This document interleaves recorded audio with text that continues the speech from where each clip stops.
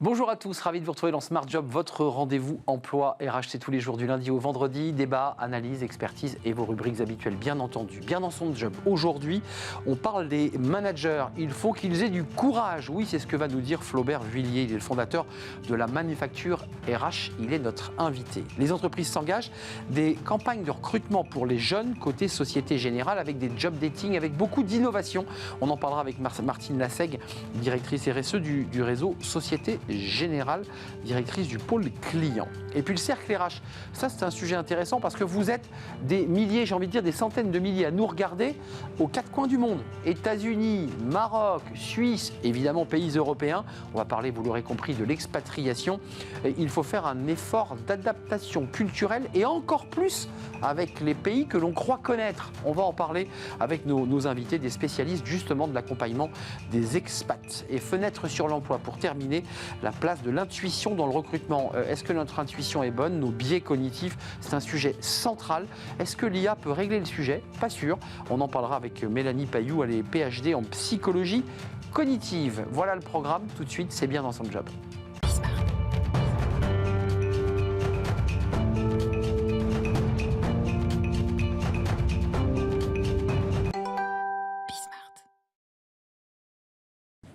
Bien dans son job, on a beaucoup parlé pendant cette saison qui se termine des managers et on va en parler. Et on va continuer ce voyage au pays des managers avec Flaubert Vuillier. Bonjour Flaubert. Bonjour Arnaud. Ravi de vous accueillir, fondateur Merci. de la manufacture RH. Auparavant, dans d'autres vies, vous étiez RH. J'étais DRH. DRH, hein, j'ai une vie de DRH pendant, donc, vous savez, savez, pendant 20 ans dans les RH. Et donc, on va parler des managers. Le DRH les voit, les managers. Il les voit, il les vit même au quotidien. Il les supporte même parfois. Parfois, il les supporte. Parfois, il les supporte. Mais il supporte aussi les DRH. Et les managers supportent. On est d'accord. On est d'accord. Pourquoi vous choisissez aujourd'hui de nous parler de cette notion de courage et de l'associer aux managers? Est-ce qu'en creux, vous considérez, avec votre expérience, qu'il manquerait un peu de courage, ces managers? Alors, certains en manquent, évidemment. Moi, ce que j'aime quand j'évoque cette notion de courage managérial, qui pour moi c'est une vraie compétence clé dont doit disposer chaque manager. Ce que j'aime, c'est, vous pouvez faire le test, vous parlez à quelqu'un en lui disant tiens, le courage managérial, on voit souvent la personne qui commence à avoir un petit sourire, un acquiescement, et on voit dans son regard qu'elle se dit ah, ça me fait penser à. En fait, on a toutes et tous connu un manager avec qui on a travaillé et où on s'est dit là, il manque un peu de courage dans ses prises de décision, dans ses postures. J'ai eu peur. Ouais. Non, mais c'est l'idée que ce manager aurait dû trancher, il ne l'a pas fait. Exactement. On a tous ça en tête un jour. Oui, il aurait dû trancher, il n'a pas tranché, il aurait dû décider, il n'a pas décidé, on reste dans un ventre mou. Voilà, donc c'est une notion qui pour moi est une notion phare. Quand même, nous donner la définition, parce que ça c'est intéressant. Courage, c'est le cœur, parce que le courage, j'ai l'impression que c'est un guerrier qui va trancher des têtes. C'est pas ça le courage. Surtout pas. Mais Le non. courage, en effet, c'est le cœur. Et c'est pas mal, on peut se dire comme programme, manager avec le cœur. C'est un beau programme, ça. Manager avec courage, c'est... Alors, on pense toujours, quand on pense au cœur, on se dit c'est quelqu'un qui va donner de soi, mais il faut aller au bout des choses. C'est quelqu'un qui va être capable d'affronter, de confronter et de se confronter à soi-même, mais également aux autres. Donc, c'est vraiment ça, manager avec courage. Quand même, vous nous parlez de ce courage de la relation au cœur. C'est pas un béni oui-oui, vous nous le dites. Il faut être capable d'affronter et il faut faire ce qui est juste. Et on évoque Platon, puisque c'est finalement presque une chronique philo qu'on fait aujourd'hui avec vous. Et c'est très philo tout ça. C'est très psy. Affronter ce qui est juste, c'est-à-dire regarder la vérité en face. Faire ce qui est juste. Et quand vous disiez tout à l'heure, on n'est pas en face de managers tête brûlée, bien au contraire. On est en face de personnes qui ont du discernement, qui prennent de la hauteur et qui font ce qui est juste pour elles, pour l'entreprise, pour le groupe, pour l'équipe, pour le collaborateur aussi. Est-ce que vous avez des exemples concrets, Flaubert? Parce qu'on a tous dans nos têtes, et vous l'évoquiez tout à l'heure, un manager ou une situation professionnelle où on s'est dit, ce jour-là, il n'a pas tranché, et ça a provoqué des conséquences dramatiques. Est-ce que vous avez des exemples concrets de cette notion de courage et le courage du manager? Il y en a beaucoup, mais il y a un exemple moi, que je trouve très parlant, c'est dire les choses, y compris dire non. Si on prend un exemple... Comme aux enfants. Comme aux enfants. Ça structure le non. Mais l'éducation, le management, il y a vraiment des ponts. Exactement. On prend un collaborateur qui vient parler de son augmentation avec son manager. Le manager lui répond, mais un entre-deux, sans lui dire non. Si à la fin de cet entretien, on prend séparément les deux. On va avoir le manager qui risque de nous dire « j'ai pas dit oui, donc j'ai dit non ». Et on va voir le collaborateur qui va dire « il m'a pas dit non, donc il m'a dit oui ». Et là, malentendu. Exactement, on est au début de problème. Quand il faut dire non, un manager qui a du courage, à un moment donné, il dit non. Mais ça veut dire, si je vais plus loin, je lui ai pas dit oui, mais je lui ai pas dit non. L'autre pense, le collaborateur, qu'on lui a dit oui. Ça veut dire qu'au bout de 6 mois, s'il n'a pas d'augmentation, on a le collaborateur qui s'en va, qui vient voir le DRH. Oui, et peut-être même un peu avant. Un peu avant. Il y aura de la frustration et il va y avoir... Non, donc à un moment donné, être manager, c'est ça. C'est prendre une posture. C'est aussi ne pas toujours aller dans le sens du vent. C'est être capable de dire, je suis pas d'accord. Je suis pas d'accord avec tel projet ou la façon dont on gère les choses, mais à un moment donné, on exprime les choses. Mais Flaubert, ce que vous incarnez à travers cette chronique, c'est qu'il y a la notion de charisme, d'attitude du manager. J'ai presque envie d'aller loin, une éthique du manager. C'est pas si simple à acquérir. Non, c'est pas si simple à acquérir, mais ça s'acquiert. C'est pas inné tout ça. C'est pour ça que pour moi c'est une vraie compétence. On parle vraiment d'une compétence. C'est quelque chose qui se travaille dans le temps. Ça se patine aussi, mais à un moment donné, ce courage managérial est un levier fondamental que tout manager doit avoir. Il y a une cohérence dans vos chroniques et je vous remercie de venir régulièrement nous éclairer, puisque il y a quelques mois, vous étiez venu nous parler aussi de la capacité du collaborateur à challenger son manager. Oui. Je reviens à mon éthique et je suis bien ce que vous me racontez. Il faut aussi que le manager soit capable d'entendre. Parfois, le collaborateur, il a des arguments pour être augmenté. C'est pas facile de dire non à quelqu'un dont on sait qu'il pourrait l'être, mais moi, le DRH m'a dit, c'est pas possible. Alors souvent d'ailleurs, c'est dur. Souvent d'ailleurs, les managers, et moi je l'ai vécu, on a des managers, on a des collaborateurs qui viennent nous voir en disant c'est vrai que tu veux pas me donner mon augmentation parce que mon manager m'a dit que c'était toi qui voulais. Évidemment. Non. En revanche, je reviens à votre question. Le manager qui a du courage doit justement entendre la demande et ne pas la mettre de côté et il doit la traiter. Donc on se rejoint sur les deux choses. Le collaborateur qui va évoquer un sujet, le manager qui va entendre ce sujet, le traiter, répondre non parce que, en donnant des éléments factuels. Enfin, vous nous dites quand même que le manager doit se réapproprier ce mot courage, qui n'est pas de la violence, qui est de l'écoute, de la bienveillance et de l'adaptabilité. Oui, et attention, quand on parle de courage managérial, on a tendance à se focaliser sur le mot courage. Mais pour moi, c'est un peu de courage et beaucoup de management. Une dose de courage, 3 doses de management. Il ne faut pas se tromper. Et savoir dire non. Et savoir dire moi, non. J'entends et l'évoquer et vraiment prononcer en expliquant factuellement pourquoi je te dis non. Très bien. Moi, je vous dis oui, vous revenez quand vous voulez. Moi, je vous dis oui aussi. Ça structure quand même ça. Exactement. Merci Flaubert Vuillet. Merci de nous avoir rendu visite si régulièrement dans l'émission pour cette saison. Fondateur de La Manufacture RH avec des chroniques, des analyses toujours très fines. Je vous souhaite de belles vacances, Flaubert. Merci de là, c'est le moment, on peut le dire. À la rentrée.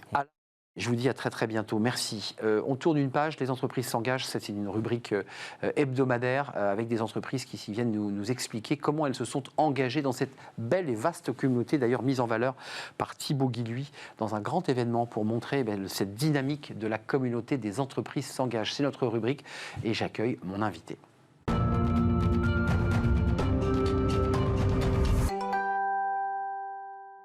Et notre rubrique « Les entreprises s'engagent » comme chaque semaine avec une entreprise engagée dans cette belle communauté de plus de 70 000 entreprises, comme nous le dit régulièrement Thibaut Guilhuy.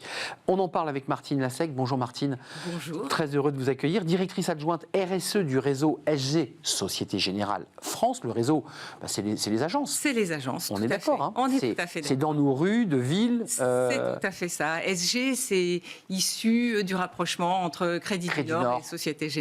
Fusion terminée. Fusion terminée, qui est effectivement date de 2023, toute jeune. Avec une nouvelle signalétique, une nouvelle marque, on ne dit plus Société Générale, mais SG. C'est cela. Donc il va falloir s'y habituer. Retour à cette belle communauté et à votre action, on va en parler évidemment, elle est très importante en matière d'emploi. Un petit mot sur le choix d'intégrer cette vaste communauté.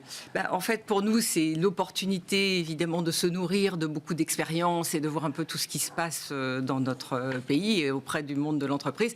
Et puis nous-mêmes, on espère bien apporter notre pierre à l'édifice, comme on va en parler maintenant. On en parle. Alors, ce qui est très intéressant dans l'initiative que vous portez chez SG, je fais l'effort de ne pas dire Société Générale, c'est des campagnes de job dating partout en France, très maillées sur le territoire. Alors, certaines ont déjà commencé, vous avez peut-être vu, et puis ça va s'échelonner jusqu'au mois de décembre. ce qui est très intéressant, c'est que ce n'est pas des campagnes de job dating pour faire venir des agents, des collaborateurs dans les agences. Ce n'est pas ça l'esprit. Non, non. L'esprit, c'est vraiment de se dire, Société Générale, c'est une entreprise qui est engagée auprès de la jeunesse et pour l'insertion professionnelle. Nous, en tant que banquiers, on aime beaucoup les jeunes, on est très proche d'eux. Évidemment, on dispense des crédits étudiants et des soutiens. Mais pas uniquement, notre ambition, elle est plus vaste et elle est d'accompagner en fait cette insertion professionnelle. Et c'est bien sur les territoires qu'on veut incarner ça. L'intérêt de cette démarche, c'est de rapprocher des jeunes qui sont sur un territoire donné avec des entreprises qui sont sur le même territoire et qui ont des besoins de recrutement. Alors, ce qui est intéressant, encore une fois, c'est pour faire focus à notre rubrique, mais c'est très inspiré de cet outil « Un jeune, une solution ». L'idée quand même, c'est que vous vous êtes déplacé, alors le 3 mai dernier, vous étiez à Bourges, une région que je connais bien, vous serez le 17 octobre à Bayonne, vous et vos équipes évidemment. Ça veut dire que vous posez, je dirais, entre guillemets, votre barnum, et vous dites, olé, olé, population, venez, on recrute, mais on ne recrute pas que à l'ASG, c'est pour les entreprises du bassin. Et exactement, et on ne le dit pas qu'aux populations, on le dit à nos entreprises clientes aussi, auxquelles on propose évidemment de venir participer à cette opération de job dating. Ce n'est pas totalement improvisé. Quand vous parlez de poser notre barnum, il y a un peu de boulot derrière. Et le boulot, c'est de dire à nos entreprises, quel profil recherchez-vous ? Et à des jeunes du territoire, eh bien voilà, on va avoir l'opportunité de vous présenter à ces entreprises. Je trouve ça vraiment intéressant parce que vous sortez de la zone de confort traditionnelle d'une banque, qui est de prêter, qui est d'accompagner vos clients. Vous vous positionnez presque comme un job dating, ou enfin une agence d'emploi, parce que vous mettez, et c'est ça l'esprit du projet, en relation l'offre, votre réseau d'entreprise et les candidats. C'est ça le jeu. C'est vraiment ça, ce qui fait l'essence effectivement de notre contribution à ce projet qui est porté depuis 3 ans, puisque nous avons commencé en 2021, et qui est porté par France Relance, enfin qui est vraiment dans une ambition d'accompagner les jeunes à trouver un emploi, à se former. Alors, accompagnement avec Wisby, il faut quand même préciser que, quand j'ai dit Barnum, je mettais des guillemets, c'est quand même une très grosse organisation, puisqu'il faut faire se rencontrer l'offre et la demande, puisque c'est tout l'objet de votre mission. Après 3 ans, vous avez forcément des retours, tant sur le nombre de candidats qui ont trouvé un emploi, que des entreprises que vous retournez voir en disant « alors ». Ça a marché ou pas ? C'est tout à fait ça. On est allé les voir en leur disant est-ce que vous êtes satisfaits ? Et en fait, globalement, des deux côtés, les jeunes comme les entreprises sont contents. D'abord parce qu'on leur offre aussi, on appelle ça du job dating, comme vous le disiez, c'est-à-dire c'est quand même assez sympathique comme moment. Ça va vite, c'est cool, on se rencontre. Ça permet pour les jeunes de rencontrer beaucoup d'entreprises, pour les entreprises de rencontrer beaucoup de jeunes. Donc ça, ce côté-là, productif, si j'ose dire, ils l'apprécient tous. Ensuite, ils apprécient aussi la présélection qu'on a faite, c'est-à-dire on n'envoie pas des milliers de jeunes rencontrer des centaines d'entreprises. C'est là le gros travail à faire. Voilà, c'est là le gros travail, c'est qu'on se connaît les besoins un peu. Et on connaît effectivement on connaît les compétences en fait des jeunes. Donc ça nous permet de faire quelque chose voilà qui a vraiment du sens. Et puis, ils sont effectivement très satisfaits, très motivés et très contents. Par votre présence sur le plateau et votre titre, en charge notamment, évidemment, du réseau SG, mais de la RSE, oui. Ça dit quoi d'une entreprise quand elle décide de faire ça ? Ça dit son engagement sur la partie sociale de RSE. On est souvent plus, surtout quand on est une banque, regardé sur l'aspect de ce que l'on fait en termes environnementaux. Ouais. Et là, c'est davantage effectivement ce qui nous ressemble, ce qui fait le social. Et quand je parle du social aussi, je vais parler de nos collaborateurs, oui. Parce qu'ils sont très engagés dans cette démarche. Que ce soit ceux qui sont en relation avec les entreprises, qui vont les chercher, ou nos services de ressources humaines, qui aident en plus les jeunes à savoir se présenter à une entreprise et qui font ça effectivement à des moments tardifs dans la journée, eh bien, c'est une manière de représenter le social un peu des deux côtés. Et comme vous représentez le réseau, c'est quand même intéressant parce que vous avez évoqué cette fusion Crédit du Nord SG, Société Générale.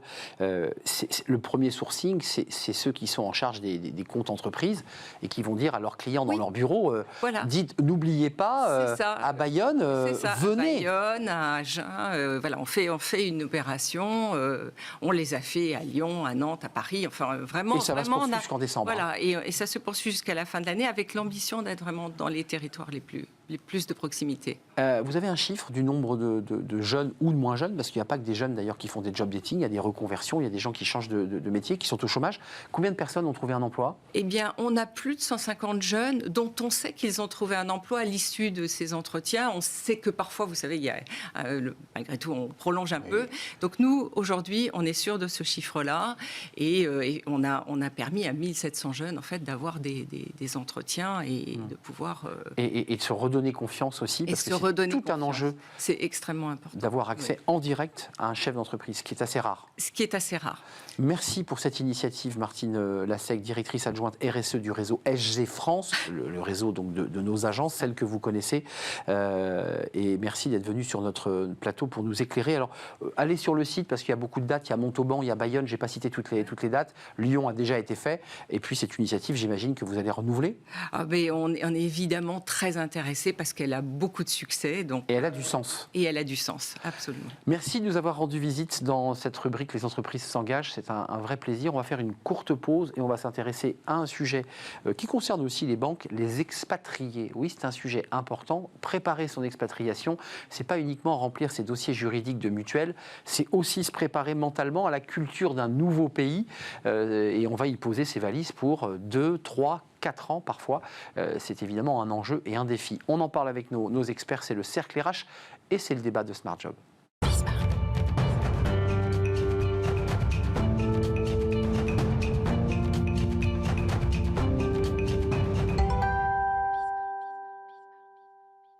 Le Cercle RH, le débat de Smart Job, les expatriés. Alors vous nous regardez peut-être des États-Unis, du Maroc, de la Suisse, de la Belgique, enfin de tous les pays où potentiellement on peut aller travailler. On parle des expatriés et on va essayer de faire aujourd'hui un focus, on en a beaucoup parlé, mais sur la manière dont on va le préparer et la manière dont on va s'emparer d'un pays. Pas uniquement sur le plan juridique, mais aussi sur le plan peut-être culturel, des traditions, la manière dont on doit y vivre.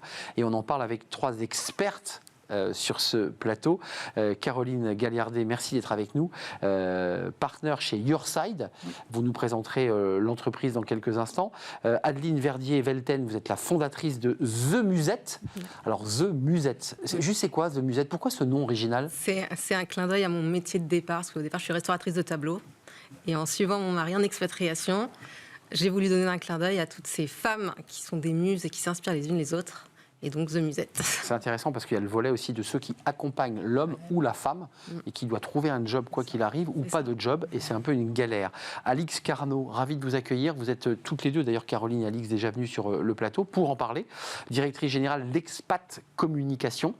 On a envie de commencer par un petit... D'abord, Expat Communication et vous, on a envie de savoir ce que vous faites et puis on va rentrer dans le... C'est quoi Expat Communication? C'est une entreprise qui prépare et à l'expatriation et qui accompagne les talents pendant l'expatriation.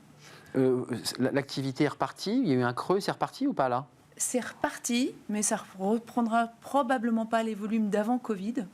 Donc nous, on fait un shift vers les talents internationaux en disant... Parce que même la notion d'expat, elle est de plus en plus diffuse. Hein. Enfin, la famille qui part avec le package, le lycée international et 3 allers-retours... C'est de plus en plus rare. C'est beaucoup plus rare. Et maintenant...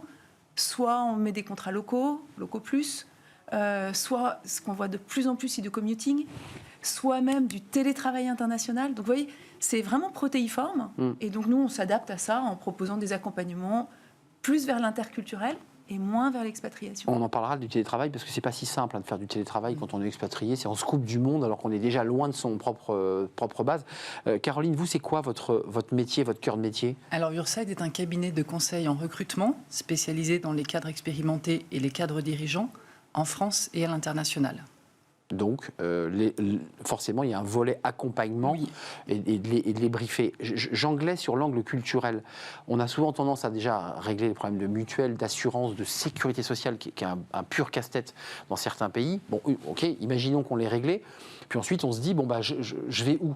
Est-ce que l'enjeu culturel est prédominant? Est-ce que parfois vous dites, préoccupez-vous bien de l'endroit où vous mettez les pieds, parce que c'est pas si simple? C'est fondamental. Hein. La préparation, je pense, est un facteur clé de succès évident dans la réussite de l'expatriation. L'enjeu, c'est que souvent, le salarié, finalement, qui est expatrié, lui, est assez briefé par sa société, par son employeur, il est préparé.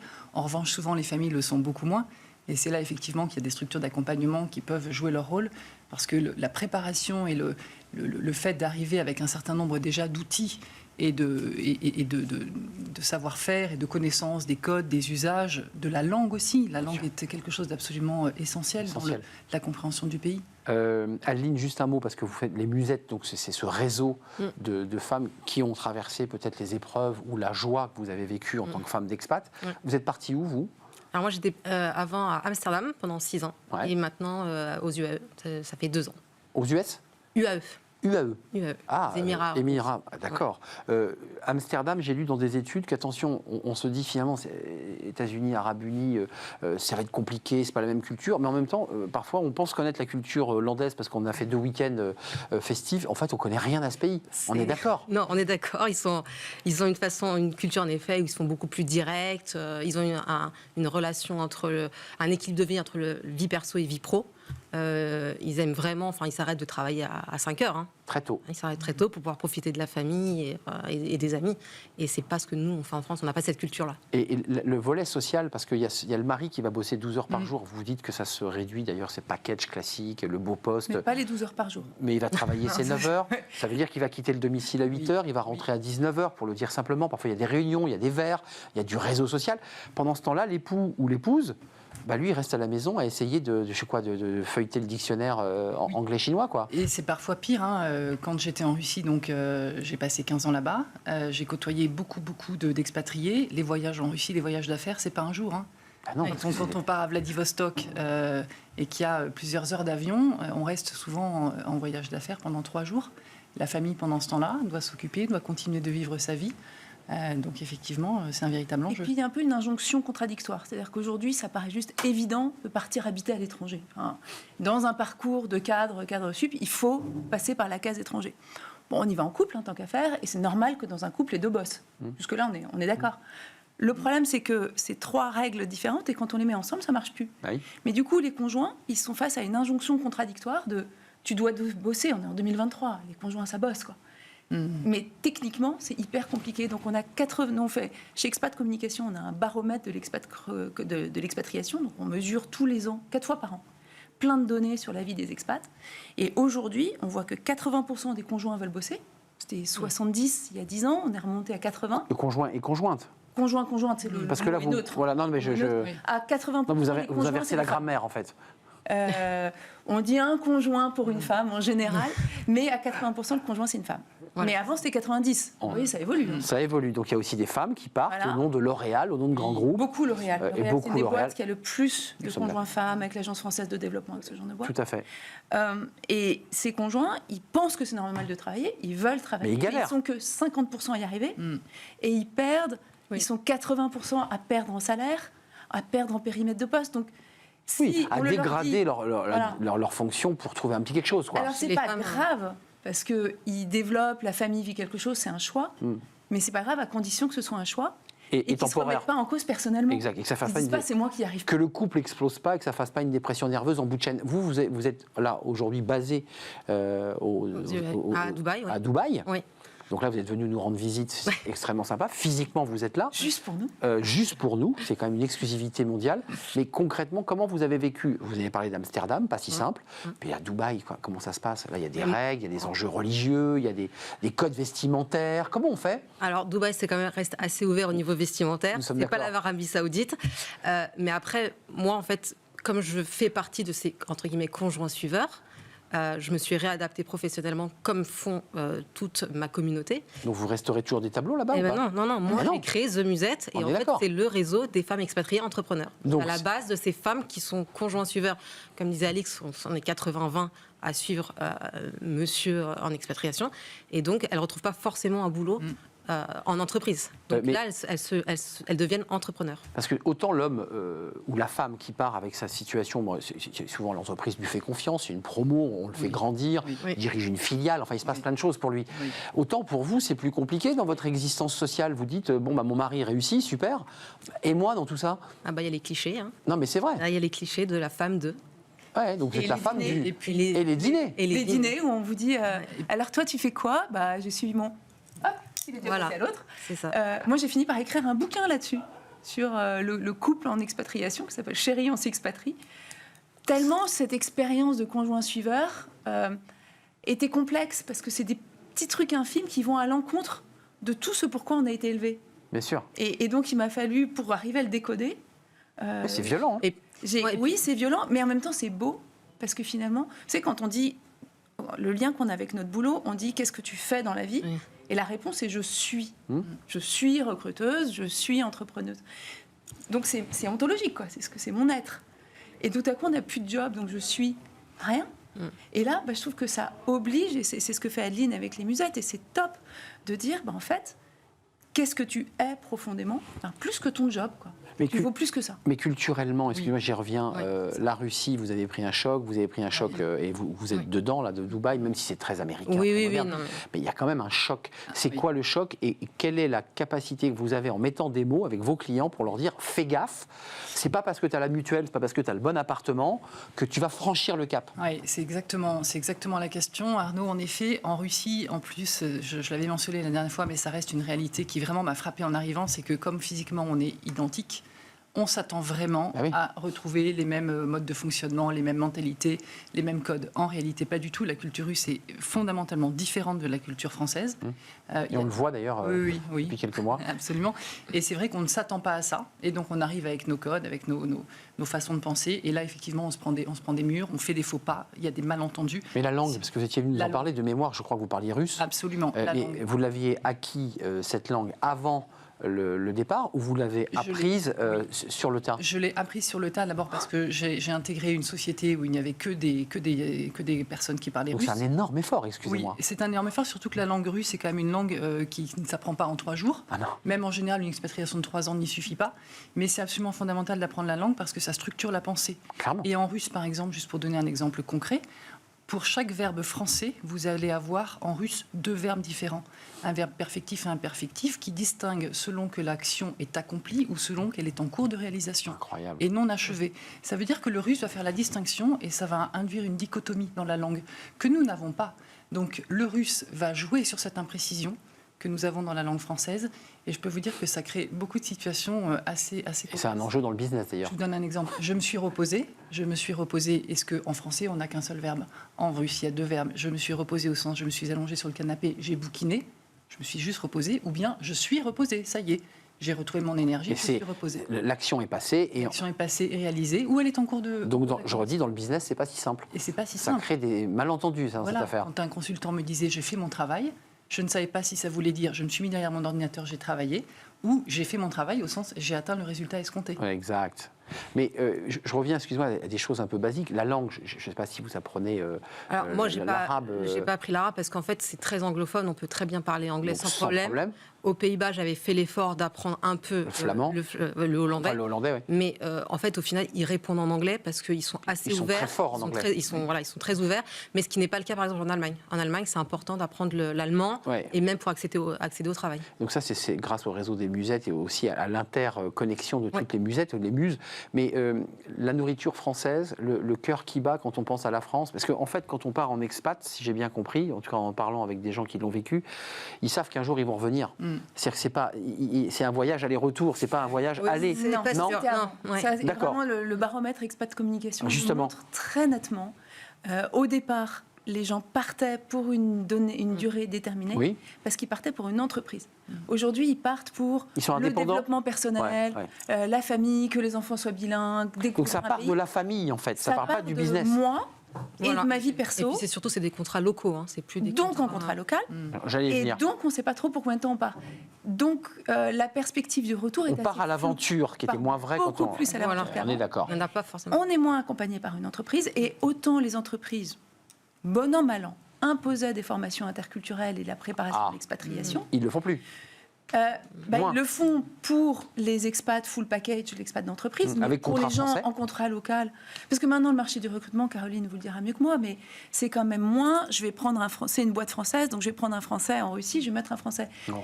Le Covid a tout dérégulé. Et je vais proposer peut-être à des Russes, peut-être à des Russes de l'étranger, mais peut-être un Slovène. Mais je prends un Indien, je suis très fort en informatique. Certainement un Indien dans certains jobs. Et lui, c'est son choix de venir. Et je vais très souvent oublier la formation interculturelle. Et c'est pour ça que nous, notre champ d'action s'est déplacé. C'est-à-dire qu'avant, à 90%, c'était je prépare un expat qui va partir. Aujourd'hui, on fait du rattrapage. C'est-à-dire, on a une équipe avec 10 nationalités qui connaissent pas bien le pays dans lequel ils vivent et qui ont du mal à bosser entre eux. Je ne sais pas si on a vu cette petite animation préparée par l'excellent Nicolas Juchat, mais expatriation, ressenti, différence culturelle, c'est le milieu professionnel, c'est le réseau amical qui pose un vrai sujet, les consultations médicales, parce que c'est quand même pas rien. Vous voyez, Non, quand on va c'est chez un pas. toubib, il a le niveau, il n'a pas le niveau, comment il me soigne, enfin, Aux Pays-Bas, c'est-à-dire qu'ils sont très paracétamol pour tout. D'accord. Voilà, il y a par exemple. C'est marrant ça aussi de voir. Oui, on est soigné qu'au paracétamol. Il faut arriver vraiment très très malade pour être pris en charge. Les antibiotiques, c'est assez français. hein. Voilà, c'est très français. Alors Très intéressant. qu'aux UAE, vous êtes pris très rapidement en charge pour tout. Aux UAE, on vous fera une césarienne pour accoucher, c'est presque la voie Voilà. normale. Ouais. À Amsterdam, je pense pas. Non, pas Amsterdam. Parce qu'il faut voilà, une forme d'abattage aussi. On prend rendez-vous, on accouche césarienne et on avance. Quoi. Voilà, c'est Mais sur l'enjeu des contrats, parce que vous le répétez depuis le début de cette émission, et on voit bien l'enjeu financier des entreprises qui, après tout, prenons le contrat local. Mais qui dit contrat local, ça veut dire une sécu totalement différente, ça veut dire une couverture visas. maladie différente. Les visas. Ça veut dire des visas. Les femmes conjoints suiveurs n'ont pas forcément de C'est votre visa. cas aujourd'hui Moi, je suis sur le visa de mon mari, visa de mon mari, mais qui lui est en contrat local ou qui a un pas? contrat local. Donc l'entreprise pour laquelle il travaille, qui est une entreprise française, sans vous... Non, elle est internationale, enfin américaine. américaine, mais je veux dire, ils lui ont fait un contrat local. Voilà, mais moi Et ça je change quoi? mais c'est-à-dire que moi j'ai une licence pour travailler, mais je suis sur le visa de mon mari. Donc, et puis vous avez des pays comme en Afrique du Sud, pour avoir une femme à avoir un visa pour travailler, c'est très compliqué. Et puis pour l'employé, un contrat Voilà. local, ça veut dire que vous ne cotisez plus. Bien sûr. Plus à la retraite, plus à l'assurance chômage. Donc vous financez votre propre retraite là aujourd'hui pour avoir des points. Bah oui. Vous la payez votre retraite Ah oui, là. Avec le problème que la Sécu reconnaît un système de retraite étranger. Donc les gens qui sont passés de pays en pays, Il n'y en a qu'un qui sera retenu. à leur compte, Voilà. ils risquent d'avoir des gros trous dans leur retraite. Alors moi, j'ai passé... et ça, on n'est pas au bout des contentieux. Moi, C'est incroyable ça. Pendant 15 ans, j'ai arrêté de cotiser.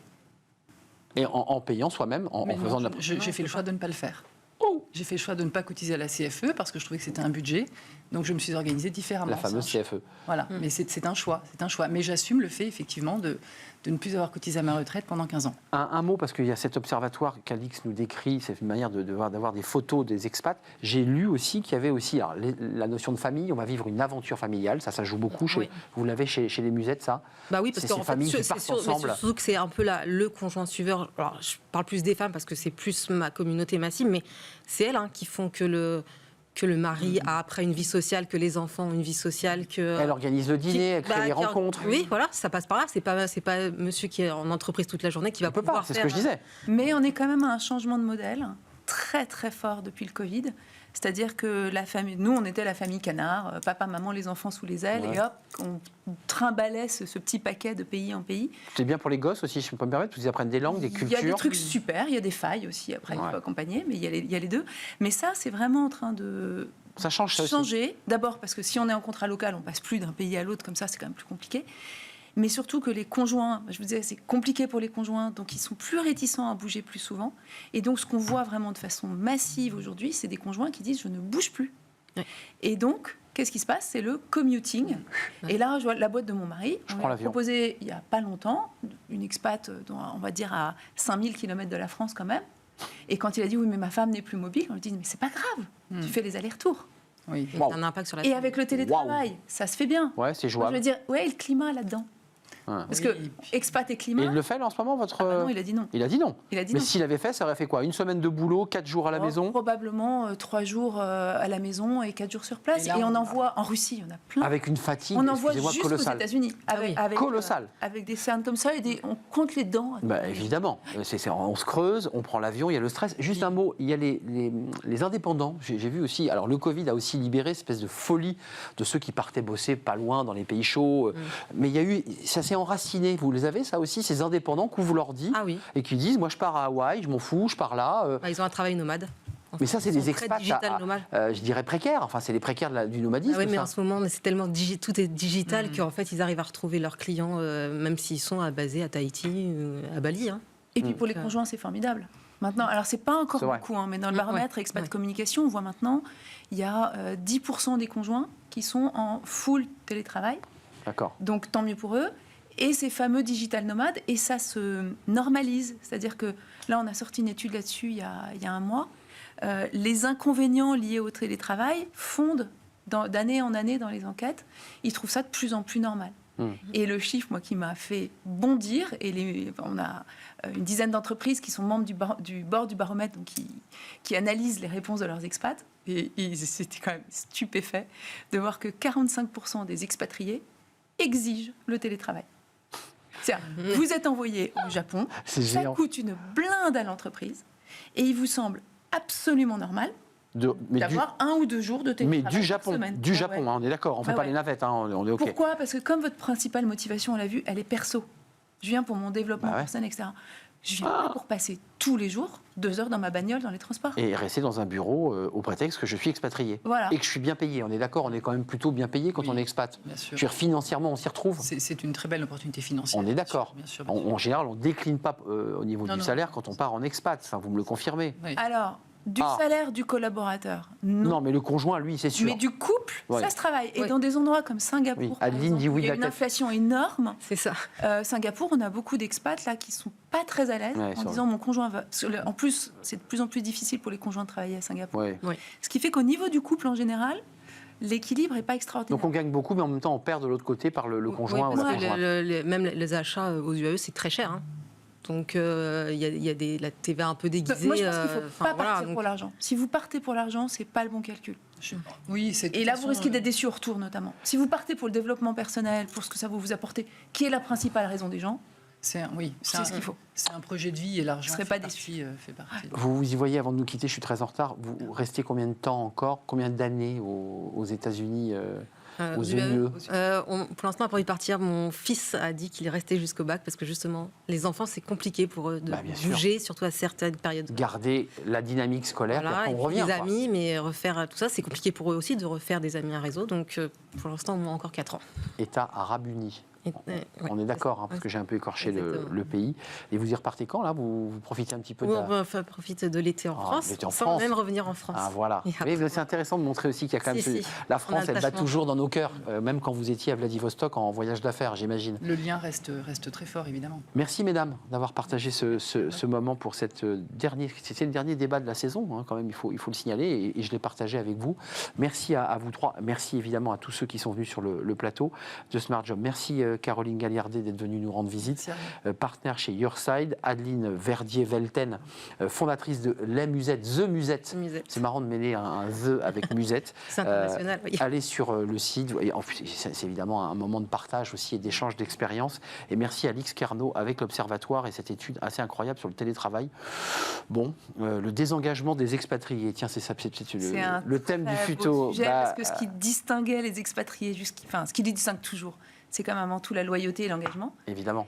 Mais c'est comme tout le monde, l'engagement il change aujourd'hui. Merci Alix Carnot, directrice générale d'Expat Communication. Merci à vous trois, mesdames. On termine avec Fenêtre sur l'emploi et j'accueille mon invité avec beaucoup de retard, évidemment.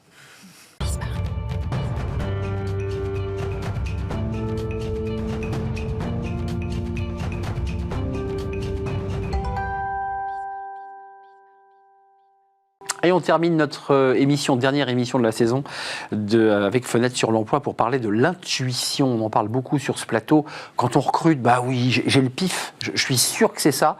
C'est pas toujours aussi simple et on en parle avec Mélanie Paillou. Bonjour Mélanie. Bonjour. Vous êtes alors psychologue cognitive, ça c'est votre compétence, mais vous êtes manager de l'innovation chez Performance, justement, qui accompagne justement ces sujets autour de l'IA, parce qu'il y a quand même un enjeu autour de l'intelligence artificielle. Vous avez un baromètre qui permet aussi de mesurer. Quand vous sondez les cœurs, la plupart, les chiffres montrent que les gens s'appuient assez tranquillement sur leur intuition. Ils la trouvent bonne, leur intuition. Oui, tout à fait, ouais. Donc en fait, ce qui s'est passé, c'est que à travers notre baromètre que l'on a proposé, on a interrogé plus de 300 professionnels RH, donc des professionnels, des dirigeants, des managers, des consultants, des DRH. Et puis, on s'est posé la question de leur pratique. Qu'est-ce qui fait qu'aujourd'hui, un recrutement peut échouer. Et quand on connaît le coût d'un recrutement échoué, ça fait peur, entre 20 000 et 200 000 cas. Et donc, on s'est aperçu que l'intuition avait une grande place dans leur pratique, alors qu'il faut quand même s'en méfier. 77% des DRH font confiance à leur intuition pour recruter. Et 52%, alors ça c'est encore plus intéressant pour la psychologue que vous êtes, considèrent, donc des DRH et recruteurs, considèrent bien connaître les biais cognitifs, estiment qu'il n'en existe qu'une dizaine ayant une influence dans nos décisions de recrutement. En un mot, ils savent un peu tout et font confiance à eux-mêmes. C'est vrai. Oui, tout à fait. Ouais, c'est un peu déconcertant comme chiffre. Déjà, premier chiffre, de prétendre connaître bien les biais cognitifs, c'est un peu utopique. Il y en a beaucoup de il y biais a plus de 10. Déjà, il y en a bien plus de 10 qui influencent les décisions, ça c'est une certitude, et on ne peut pas prétendre non plus qu'il y en aurait une poignée dédiée spécifiquement au recrutement. Donc, contre-champ, parce que c'est quand même intéressant de poser la problématique de la tech et de l'IA. Alors, il y a toujours l'exemple d'Amazon qui avait utilisé un algorithme qui n'avait pas intégré les femmes dans les recrutements. C'est l'exemple qu'on utilise tout le temps. Et en même temps, j'ai envie de dire, si les RH étaient augmentés et s'appuyaient sur l'IA, est-ce qu'ils auraient une meilleure qualité de recrutement ? Oui, parce qu'aujourd'hui, la chance que l'on a, c'est qu'on est en mesure d'offrir à ces professionnels des outils psychométriques qui sont basés sur des algorithmes qui ont fait leurs preuves et qui sont issus de la recherche. Et donc, on peut leur apporter des données qui sont beaucoup plus objectives et leur permettre finalement d'avoir un complément à leur intuition. L'intuition qu'il faut challenger avec un complément de données objectives. Ce qui est intéressant dans ce que vous proposez, dans l'outil, c'est que c'est un outil qui va peut-être venir contredire l'intuition et il va se passer quelque chose dans le cerveau du DRH qui va dire, là, ce qu'on me propose sur le plan de l'IA correspond absolument pas à ce que je m'étais fait comme idée. Tout à fait. Et à lui de trancher, on est bien d'accord, c'est pas la machine qui tranche. Exactement. Ah non, nous, vraiment, notre philosophie, c'est de dire que l'humain, quoi qu'il arrive, prend la décision et il faut qu'il s'appuie sur des méthodes fiables pour les prendre. Avant de nous quitter, Mélanie, quand même, le processus technique pour avoir ce document, c'est-à-dire que le candidat va passer à travers une série de questions qui va permettre ensuite, en aboutissement final, au DRH d'avoir ce document devant lui. Est-ce qu'il va l'accompagner dans son entretien ou est-ce qu'il attend de faire son entretien pour utiliser le document ? Enfin, comment il utilise le doc ? Alors le doc, de manière générale, c'est plus pertinent effectivement de l'appréhender et d'en prendre connaissance en amont. En amont d'un entretien structuré. Et ce document, c'est vraiment un support d'échange avec l'évalué pour confronter ce que dit les résultats d'un test avec ce qu'en pense l'évalué. Allez voir ce baromètre, c'est bien un baromètre. Un baromètre, parce que je crois que j'ai dit observatoire, avec un certain nombre de points qui remettent en question aussi, qui vont peut-être un peu challenger les DRH. Ça va peut-être faire tomber quelques idées reçues. Et notamment, attention, l'intuition, c'est bien, mais ça ne suffit pas. C'est votre message. Non, ça ne suffit pas. Il faut vraiment la challenger, son intuition. L'intuition, finalement, c'est... quand il y a un doute, il n'y a pas de doute, il faut le vérifier. Il faut vérifier. C'est pas une preuve de certitude. Merci Mélanie Pailloux. Vous êtes manager d'innovation chez Performance SE à la fin. On a parlé d'intuition, on parle d'intelligence artificielle, vous l'aurez compris. C'est la fin de notre émission. Ce n'est pas d'ailleurs tout à fait la dernière. Je voulais vous quitter trop tôt. On se retrouve la semaine prochaine, évidemment. Merci à vous, merci à toute l'équipe. Merci à Raphaël à la réalisation aujourd'hui. Merci à Thibaut pour le son. Merci à l'équipe de programmation Nicolas Juchat et Alexis. J'ai un peu accéléré le rythme. Je vous dis à très bientôt. Portez-vous bien sous le soleil, j'espère. Bye bye.